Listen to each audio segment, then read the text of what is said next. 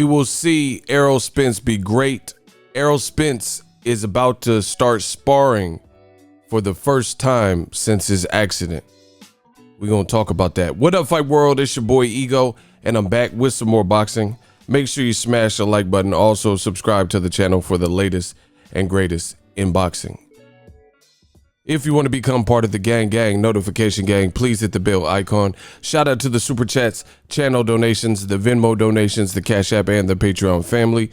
We working. Today is fight night. There's a lot of great fights. Stay tuned and keep it locked on my channel.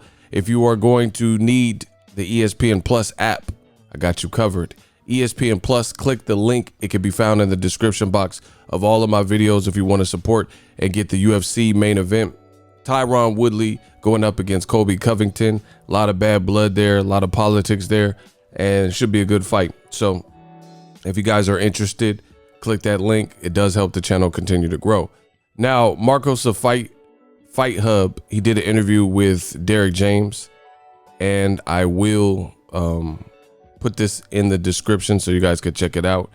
And he released this tweet. Quote, "We will see Errol great again. Derrick James tells me Errol Spence will spar for the first time since his accident Monday the 28th of this month. As I get an update on how camp and training is going for and how doubt is motivating Spence Jr." So Errol Spence hasn't sparred yet, people, you know, and it was a good interview. I actually didn't catch the tail end because I was listening to it as I was driving. I went to get some coffee and I had already came back home and got back home. So I didn't get to hear the very end, but I heard majority of it. Errol Spence has not sparred. He was asked questions by Fight Hub in terms of, you know, are you worried? Do you have any expectations? What are you looking at? What are you looking for? Derrick James answered rather nicely. He basically says, I'm not going in there. We just going in there to work.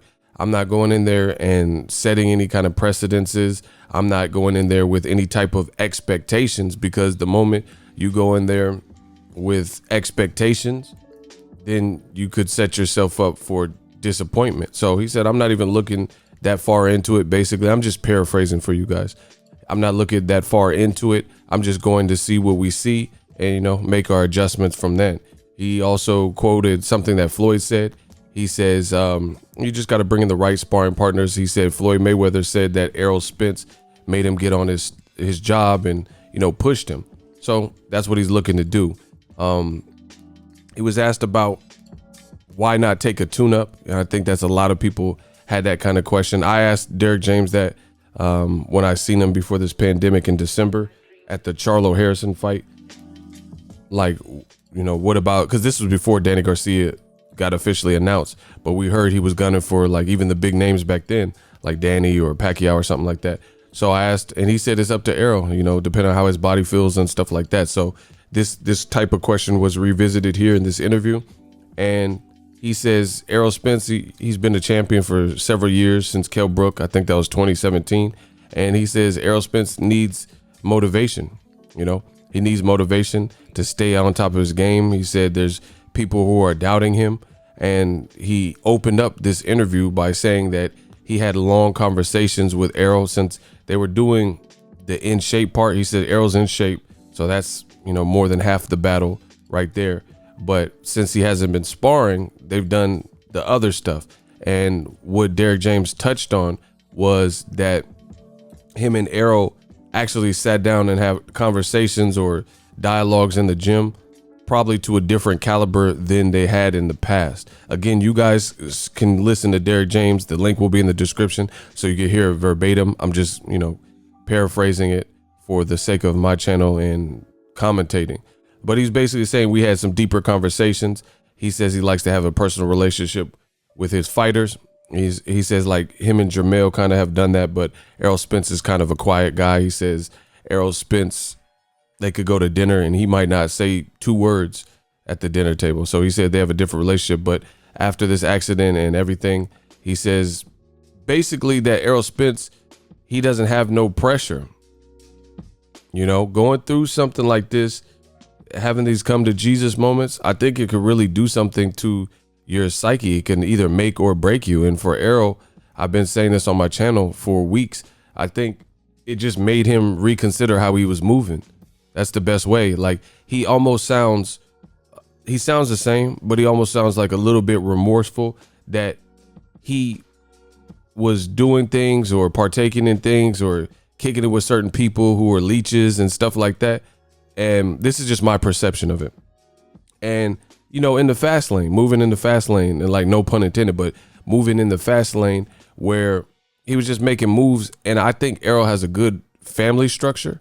I don't know everything about him, but I've heard him reference his pops. He said his pops was the one that got him to commit to Al Heyman and sign with Al Heyman because he was sought out from the Olympics and stuff, sought out by other promoters. So to my knowledge, he has a good relationship with his parents and stuff because he's mentioned this much in his interviews. So I think he has a good upbringing. And, you know, you start getting women and money and the fast life and, you know, you're the champion of the world. You see this picture right here. The man has 2 belts and he fought Sean Porter, his style of fight. You know, Sean Porter's always with the smoke, always likes that rugged fight and in your chest. Errol Spence buckled down and lived up to every word that he said and probably made the fight, in my opinion, a bit harder than it needed to be. Like he could have fought like Danny Garcia and that would have slowed the tempo up. But Sean Porter was game, came in dumb shape.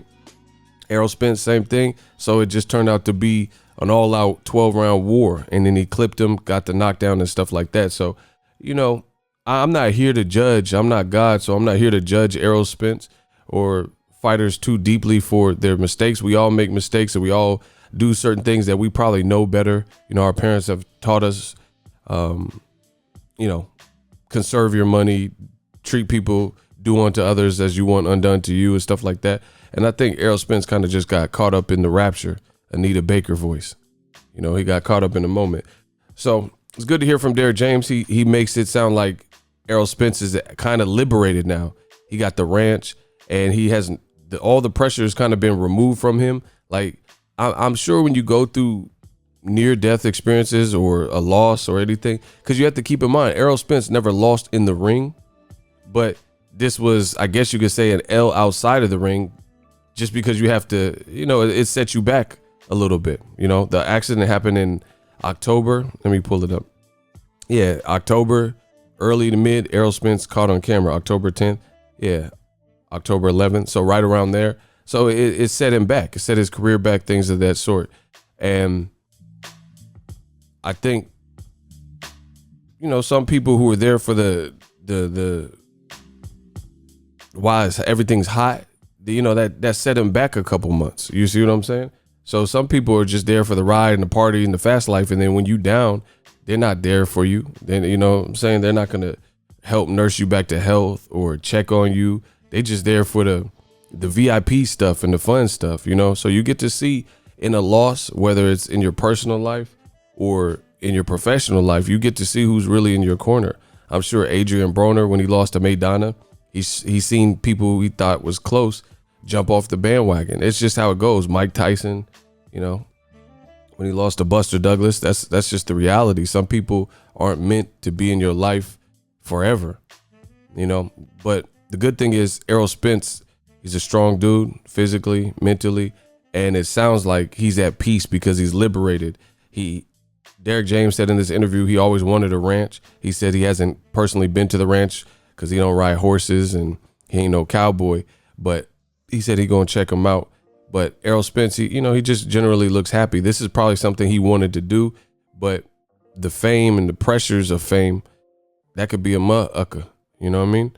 Where you might, that whatever he spent on this ranch, he might have spent that on a car and some jewelry or something like that for the wrong reasons. You know what I'm saying? Like this is like, there's a difference in life when you have a passion project, right? And you have something that's passionate, that you're passionate about versus, other.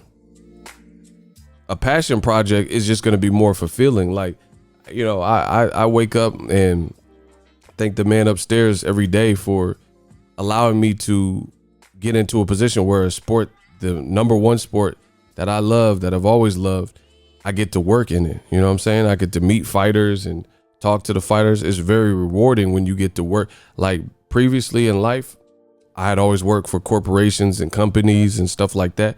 So I'm living out their mission statement. But now I get to wake up and do what I love. So that passion project, when you do something that you're not pressured to do, there's no pressure. It's kind of hard if you've never been through it or you don't have these experience. But I feel Errol Spence, when you have some things that nobody is expecting of you, like the public, your fans, nobody's demanding of you, right? And you just do it because this is who you are and what you actually like. It's just different. Like as a celebrity, you got an image to maintain. So you might have to get the latest drip or Louboutins or the newest, red bottoms or certain belt or designer, especially in the hip hop world. In urban hip hop culture, sometimes they force feed you those things. And if you don't have Da Vinci or certain brands or certain drip, if you don't come out looking a certain way, then, you might be judged or whatever. But people get caught up in that. It just depends on who you are and how you built. Some people don't. Like Adam Sandler, we know he makes money, but he going to the basketball games just in like sweats and Old Navy fleeces and stuff like that. So it's different too when you're young. You want to, some people want to be a people pleaser and you can't do that. So I feel Errol. I think the ranch was something that he's always probably wanted. And now he made that a reality. It's like spacious for his daughters to play and ride ponies. And, he's a country boy. So he liked that. But as far as the sparring, back to the sparring, he's back at it. He's in shape. So that's great because he's already in shape. Him about to spar for the first time. At first, I'll be honest. I was thinking, I was like, ooh, damn, he hasn't sparred since, October. And he's about to fight in November. But then, so I was like, oh, yikes. You know what I mean? That's my real first reaction. I keep it a buck on my channel. But then I started thinking about it and I realized that he's already mentioned this and we already knew this information. If you follow Errol Spence, I think it was on the Matt Barnes, Steven Jackson podcast where he was very candid about, fame and what he went through. It's a great podcast episode that they had with Errol Spence, but he already told you this, It's news because it's just coming back in people's feed today with Fight Hub doing the interview. But Errol Spence, truth be told, I knew this because he stated that. He stated that on that podcast, that whatever it's called, the All the Smoke podcast, he said that he had temporary replacement teeth and then he had to get fitted. He had to get fitted because the accident claimed some of his teeth. So he had to have some temporary veneers or I'm not an orthodontist or whatnot, so I don't know all the technical jargon, but basically he had temporary teeth in the set, and then they do something. I don't know the exact procedure. Again, you got to talk to somebody in the dentistry field, but I think they like drill little things in for your permanent, and those have to set or whatever the case is and acclimate to your mouth, and you can't have do any contact sports or have any abrasive concussive force, or it's going to ruin that. So I think that's why the ultimate reason he hasn't sparred is because he was getting he was getting fitted and fit for his permanent teeth, and that's a process that has to go through the process, if that makes sense. So very good interview. Let me know what you guys think. The link will be in the description. Can't wait to see Errol Spence back. A lot of people, they're negative Nancy's and stuff.